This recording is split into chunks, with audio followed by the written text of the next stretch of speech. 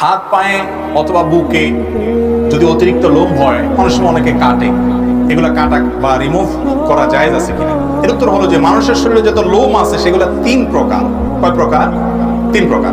কিছু আছে যেগুলো রাখতে হবে, রাখার নির্দেশ করেছে, যেমন মহিলারা চুল রাখবে, কখনো চাচবে না। পুরুষরা দাড়ি রাখবে, কখনো চাচবে না।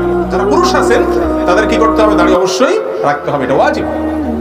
তাহলে পশম কিছু আছে যেগুলো রাখতে হয়, সেগুলো রাখতে হবে, কাটা বাছাটা যাবে না। আর কিছু আছে যেগুলো চাচতে হবে বা ছোট করতে হবে, যেমন মোজ ছোট করতে বলা হয়েছে।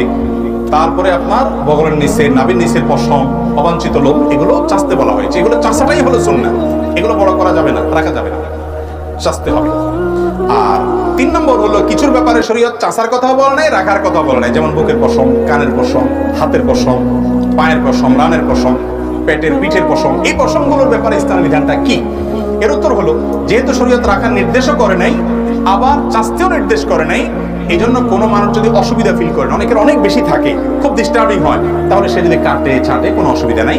তবে যদি আল্লাহর সৃষ্টিতে পরিবর্তনের পর্যায়ে নিয়ে যাওয়ার অপচেষ্টা করে কোনোভাবে, তাহলে সেটা কিন্তু কোন আয়াত আলোকে নিষিদ্ধ। বাকি এমনিতে সেটা কাটলে অসুবিধা নাই। রদ্দুল মুহতার বা ফতোয়া শামির মাসআলা অনুযায়ী এটা আদবের খেলাফ, এটা নিয়মের খেলাফ, না করা ভালো, এই টাইপের আর কি। কিন্তু কেউ করে তাহলে সে গুনাহগার হবে না।